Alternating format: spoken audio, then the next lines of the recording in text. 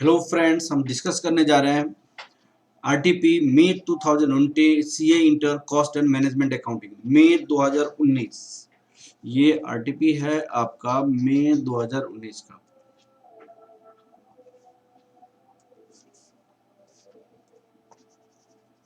मई 2019 CA intermediate. ये question देखिए। Ananya Limited produces the product X using the raw material D. To produce 1 unit of finished goods, 2 kg of D is required. 1 kg of finished good, 2 kg of D, this is required. As per the sales forecast conducted by the company, it will able to sell 10,000 units. Of EX the company coming year, the following is the information regarding the raw material D. The reorder quantity is 200 kg, less than the economical order quantity. तो economic order quantity से यहाँ पे एक relation दिया हुआ है कि reorder quantity economic order quantity -200 units less, ये एक रिलेशन दिया हुआ है। दूसरा देखिए, maximum consumption per day 20 kg more than average consumption. Average consumption एक दूसरा रिलेशन दिया हुआ है। Maximum consumption per day, maximum consumption per day 20 kg more than average consumption per day. 20 kg plus average consumption per day, average consumption per day, ये आपका second equation हो गया। अब आप देखिए, there is opening stock of this KG. Opening stock आपको 1000 kg है raw material का। Time required to get raw material 4 to 6, ये लीड टाइम है। Purchase price 125, there is an opening stock 900 units of finish goods, ये finish goods का opening stock है। Rate of interest on the charge is this. तो इससे हम ordering cost निकाल सकते हैं, कैरिंग कॉस्ट निकाल सकते हैं, कैरिंग कॉस्ट निकाल सकते हैं। तो आपका to place an order, company has to incur the 720 on paper and the documentary work. This is a ordering cost. This is a ordering cost. From the above information, find out the following in relation to material D. Reorder quantity निकालनी है। Reorder quantity निकालने के लिए economic order quantity निकालना पड़ेगा, क्योंकि economic order quantity के लिए हमारे पास एक रिलेशन दिया हुआ है, reorder quantity equal to EOQ minus 200 units. अब उसके लिए आपको क्या करना पड़ेगा, रॉ मटेरियल का कितनी कंजम्पशन से इतनी यूनिट बनाने के लिए वो बनाना पड़ेगा। तो इसके लिए आपको वर्किंग नोट बनाना पड़ेगा। Working node first, working note first. Calculation of product required to produce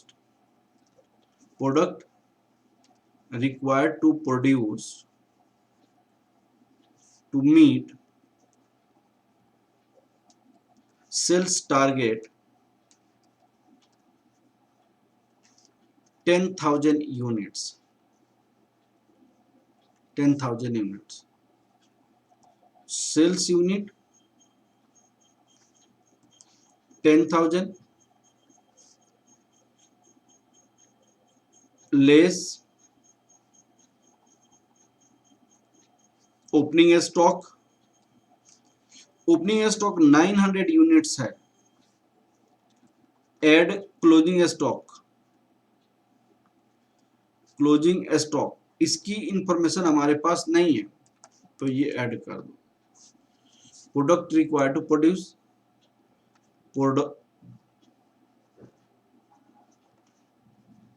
required to produced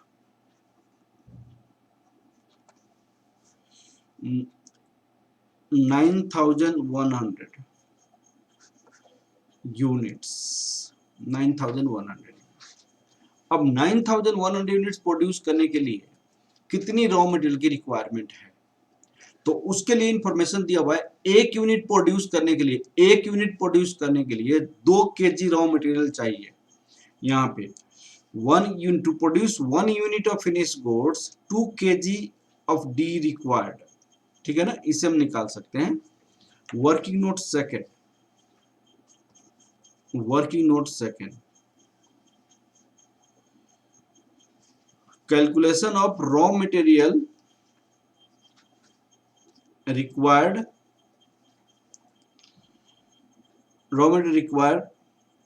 to produce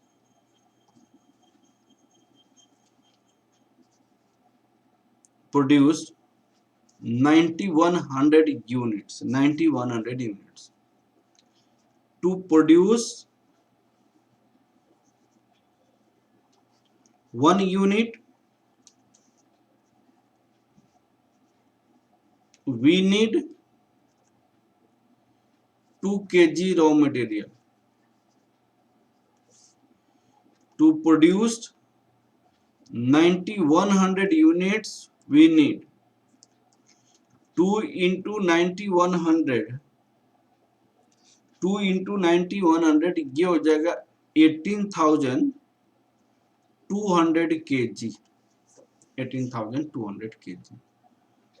अब इसकी ओपनिंग स्टॉक भी रॉ मटेरियल का था, तो परचेज कितना करना पड़ेगा।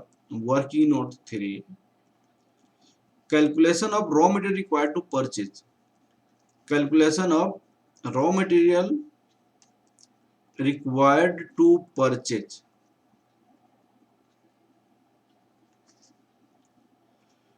raw material required to produce 18,200 kg less opening stock आपके पास दिया हुआ है। ओपनिंग स्टॉक 1000 kg दिया हुआ है। एड क्लोजिंग स्टॉक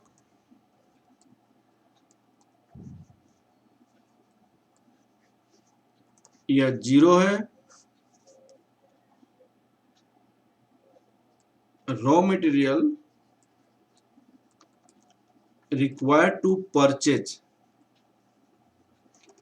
कितना परचेज करना पड़ेगा 17,200 kg।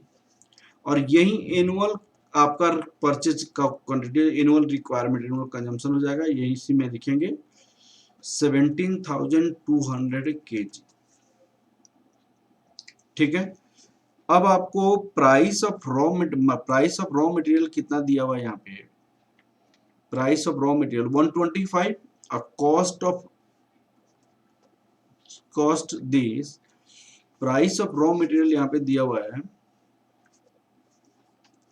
Price of raw material ₹125 पर kg। कॉस्ट ऑफ कैपिटल ये दिया हुआ है 13.76%। तो यहां से carrying cost per unit per annum निकाल सकते हैं। 13.76% of 125, this is your C, और ये हो जाएगा ₹17.2। ₹17.2। ऑर्डरिंग कॉस्ट पर ऑर्डर कितना दिया हुआ है। पर ऑर्डर, यह क्वेश्चन में आपको दिया हुआ है ordering cost per order 720। ₹720।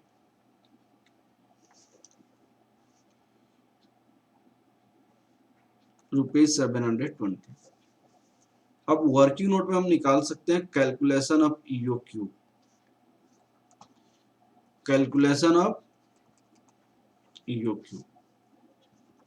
EOQ का फॉर्मूला क्या होता है। √AO/C √AO टू ए के प्लेस पे हम कितना लिख सकते हैं, जो हमारे पास आया था 17,200, इसको परचेज करने ऑर्डरिंग के लिए 720 और सी के प्लेस पे 17.2 आ जाएगा, तो 1200 केजी हो जाएगा, 1200 केजी। और इसको यूज करके फर्स्ट पार्ट का हम आंसर निकाल सकते हैं। ठीक है, फर्स्ट पार्ट में हमारे पास क्वेश्चन क्या दिया हुआ है, रीऑर्डर क्वांटिटी, रीऑर्डर क्वांटिटी है ना, ये आंसर का आंसर दे सकते हैं। Answer of A part,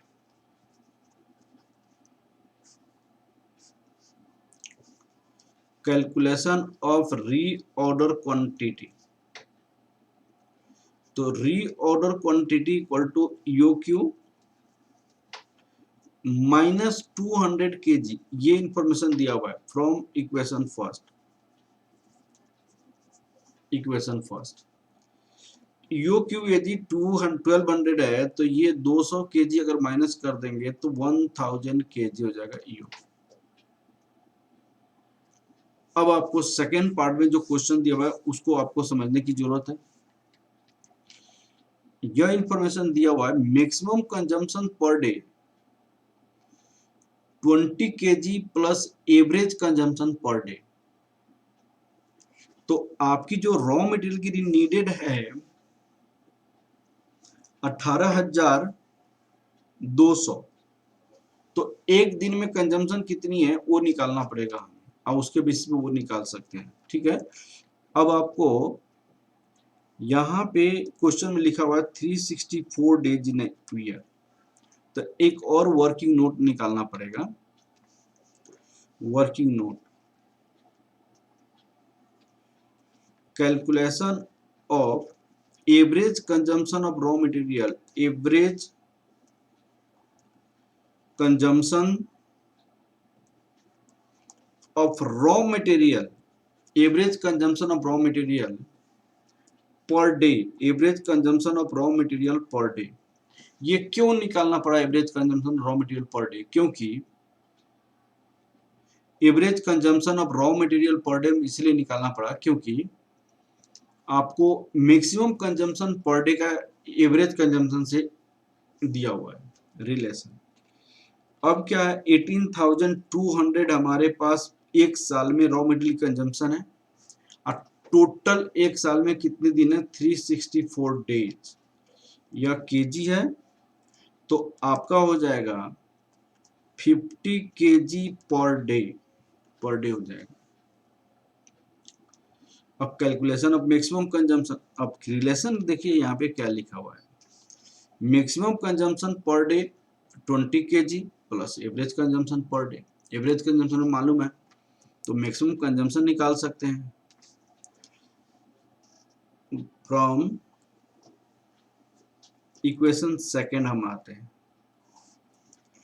calculation of average consumption, maximum consumption, maximum consumption per day 20 plus average consumption per day, तो 20 प्लस एवरेज कंजम्पशन आपका 50 है, ये टोटल हो जाएगा 70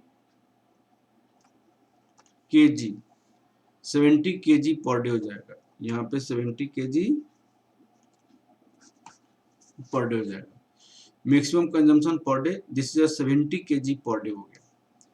अब आपसे क्वेश्चन क्या पूछी गई है यहाँ पे देखिए, maximum stock level, maximum stock level, तो मैक्सिमम स्टॉक लेवल का फॉर्मूला जो होता है मैक्सिमम स्टॉक लेवल का, reorder quantity, reorder quantity plus reorder level, reorder level minus minimum consumption into minimum delivery time, minimum delivery time. तो आपको यहाँ पे रीऑर्डर क्वांटिटी हमने कितना निकाला है 1000 निकाला है। रीऑर्डर लेवल क्या होता है, रीऑर्डर लेवल का फॉर्मूला होता है, reorder level maximum consumption into maximum delivery time, delivery time. तो कंजम्पशन तो हमने निकाल लिया है 70 और डिलीवरी टाइम यहाँ पे दिया हुआ है क्वेश्चन में 4 to 8 डेज, 4 to 8 डेज। तो 8 हो जाएगा यहाँ पे, तो 560 हो जाएगा यहाँ पे, ये 560 हो जाएगा। तो यहाँ पे 560 हो जाएगा। मिनिमम कंजम्पशन में क्या है 50 निकला है, मिनिमम डिलीवरी टाइम कितना निकला हुआ है 4 to 8 दैट इक्वल टू 4। तो 1560 minus 200 that equal to 1560 minus 200 1560 sorry average consumption वो निकला है, एवरेज कंजम्पशन। तो मिनिमम कंजम्पशन अभी नहीं निकला है, मिनिमम कंजम्पशन नहीं, मिनिमम कंजम्पशन निकालना पड़ेगा, ठीक है ना। अब आपको यहाँ पे चलिए working note, working note calculation of minimum consumption per day, maximum consumption, maximum consumption plus minimum consumption divided by 2 equal to average consumption, average consumption. अब आपका मैक्सिमम 70 है, मिनिमम x मान लो, ये 2 मान लो, ये मान ला 50। तो ये कितना हो जाएगा 70 plus x 50 into 2 that equal to 100 और x equal to minimum consumption per day, minimum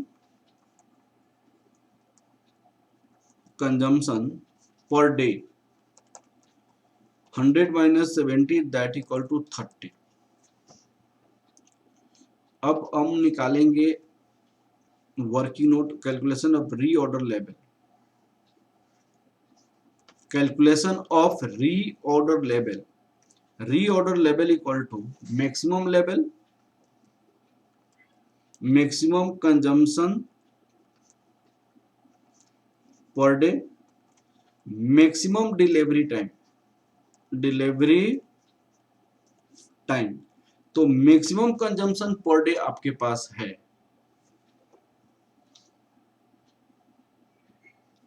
70, maximum delivery time है 8, ये हो जाएगा 560 kg। अब आपको क्या निकालना है, मैक्सिमम लेवल निकालनी है, मैक्सिमम लेवल निकालना है। तो मैक्सिमम लेवल कैसे निकलेगा उसको देखिए, मैक्सिमम लेवल, मैक्सिमम लेवल में हमारा होता है reorder level, reorder quantity minus minimum consumption into minimum delivery time. तो रीऑर्डर लेवल आपका निकला हुआ है यहाँ पे 560 प्लस रीऑर्डर क्वांटिटी आपको निकला है 1, ये 30 इंटू मिनिमम दैट इज 4। तो 560 1560 माइनस दिस, ये 144 kg हो जाएगा। अब आपसे क्या बोला है निकालने के लिए, यहाँ पे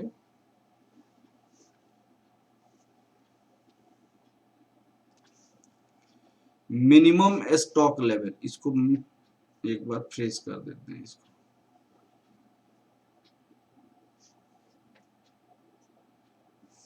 मिनिमम स्टॉक लेवल।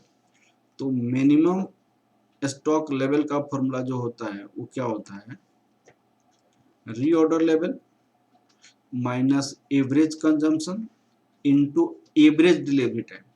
तो रीऑर्डर लेवल 1000 है मिनिमम लेवल, रीऑर्डर लेवल आपकी 1000 है, minus average consumption per day आपका निकला हुआ है 50 और एवरेज डिलीवरी टाइम निकला हुआ है 4 + 8 divided by 2 that equal to 6।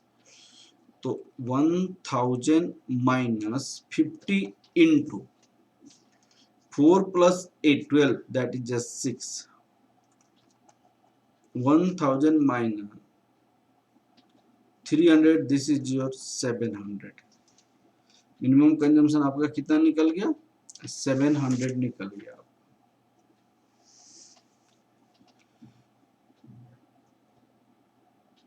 Reorder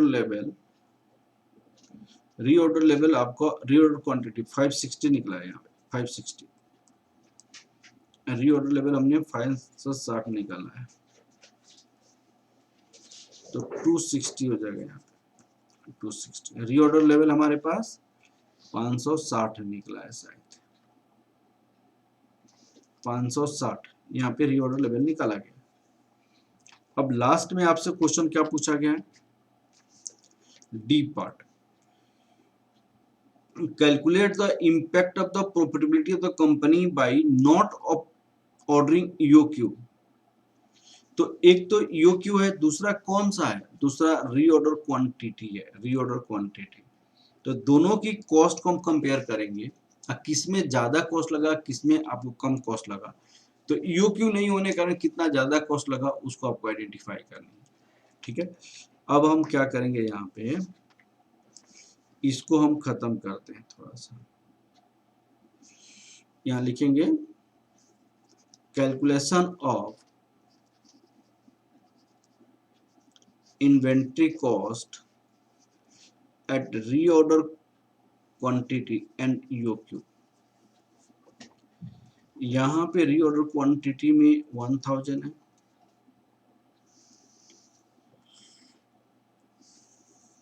और यहाँ ईओक्यू में आपका 1200। ये आपकी ऑर्डर साइज हो गया, ऑर्डर साइज। अब निकालेंगे आप एवरेज इन्वेंट्री। जितनी हम ऑर्डर करते हैं उसकी आधी।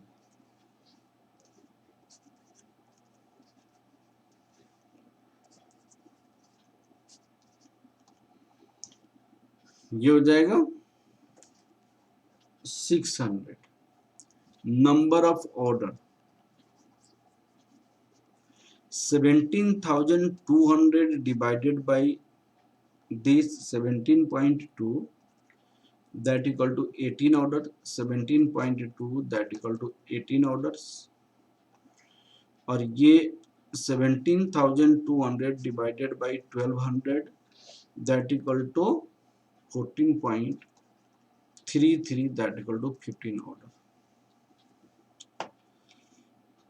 अब आप देखिए यहाँ पे ऑर्डरिंग कॉस्ट, तो 18 इंटू 720 12960, ये 15 इंटू 720 10800।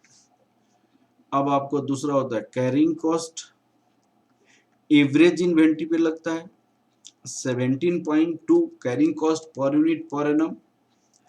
मैंने आपको निकाला हुआ है 17.2 carrying cost per unit per annum 13.5 के हिसाब से। तो ये हो जाएगा 8600, इस जगह 10800। इस पे तो दोनों सेम होता है लेकिन 10320 टोटल कॉस्ट क्या हो जाएगा यहाँ पे 21560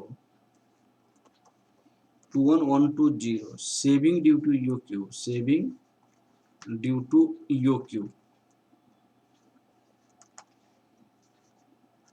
21,560 माइनस रुपीज 21,120 रुपीज 440। तो यो क्यों नहीं मानने से, यो क्यों नहीं करने से 440 कॉस्ट ज्यादा लगा।